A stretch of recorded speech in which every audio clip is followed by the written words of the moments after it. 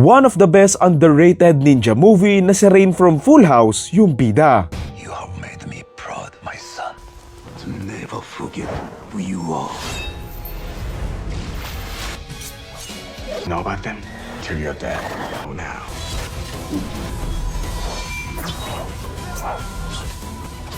Susundan natin dito si Reizo na isang dating ninja at member ng isang clan ng mga ninjas na ginawa nga siyang isang assassin. Dito nga siya lumaki at pinahirapan nga sa pagte-training kung saan naging magaling naman siya, pero ayun lang, magagalit at maghihiganti siya sa kanila nang meron silang gawin sa kaibigan niya. Sa tulong ng isang detective, gagawa nga sila ng paraan para mahanap nga ang clan na ito at mahuli nga sila, kung saan kakailanganin nga ni Reizo na gamitin ang talento nga niya sa pakikipaglaban laban sa napakaraming mga ninjas na naging kasama at nagpalaki sa kanya. Title ng movie, Ninja Assassin. Sobrang favorite ko to nung bata ako na ilang beses kong pinanood ng paulit-ulit yung mga fight scenes nila dito eh. Alala ko nga, kumuha pa ako ng tali or kadena tapos nilagyan ko ng fake knife sa dulo tapos pinapractice ko kasi nga ginagaya ko yung ginagawa ni Reizo dito eh.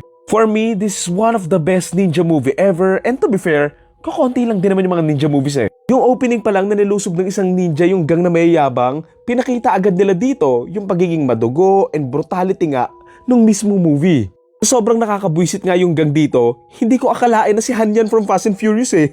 One of the best things pa about this film is ang ganda ng casting nila, lalo na nga with Reizo, with Rain nga, na nakakagulat na hindi siya nagkaroon ng magandang career from action movies sa Hollywood man or sa Korea after maipalabas to eh. Ang galing ng pagkaka-perform niya ng mga fight scenes, yung physique nga niya dito, bagay na bagay doon sa character niya, and also, just yung acting niya, and siguro mas nagulat din ako dahil una ko siyang napanood from Full House. Kung napanood niyo yung Full House sa may TV pa lang, for sure, may asawa at anak na kayo ngayon. Si Mama Bear ay maganda, si Baby Bear ay napakalit.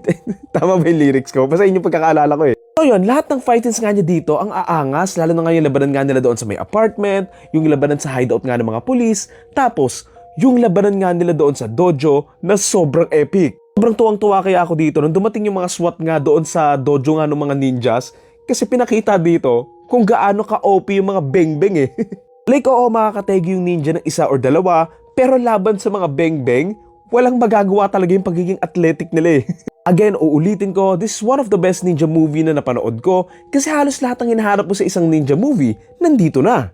Yung tagong dojo ng mga ninjas, yung masungit na sensei nila, yung maangas na pakikipaglaban and yung mga weapons nga nila, and also, yung pagtago-tago nila sa dilim na oo, unrealistic, pero ang cool kaya, literal na para silang shadow and ang bilis nga nilang gumalaw kapag nasa dilim sila. Puro kung meron man ako nakulangan sa movie, medyo nakulangan lang ako sa bigat nga ng reasoning nga ni Reizo kung bakit siya maghihiganti at magtatraidor sa mga taong nagpalaki at nagpalakas sa kanya. Yes, pinahirapan siya, tinegi yung taong mahal niya, and also, inuutusan nga siyang gumawa ng masama, pero alam mo yun, hindi pa rin siya enough kahit sobrang bigat na nun. Like I get it na ayaw nga niyang itegi yung isa pang ninja, pero why now? Bakit ngayon kalalaban sa kanila knowing na ang tagal niyang nagtitraining bilang isang ninja? Sana lang mas maraming scenes nga na Reizo na kasama nga niya yung sensei nga niya together. Sana mas naipakita pa nga yung toxic relationship nga nila bilang student and teacher. And also, sana mas naiparamdam pa nga nila yung galit na Reizo kung bakit siya sobrang nag-e-effort na makapaghiganti. Yung sa mga detectives nga na subplot, maliban doon sa part na naligtas nga nila sa Reizo doon sa may dulo,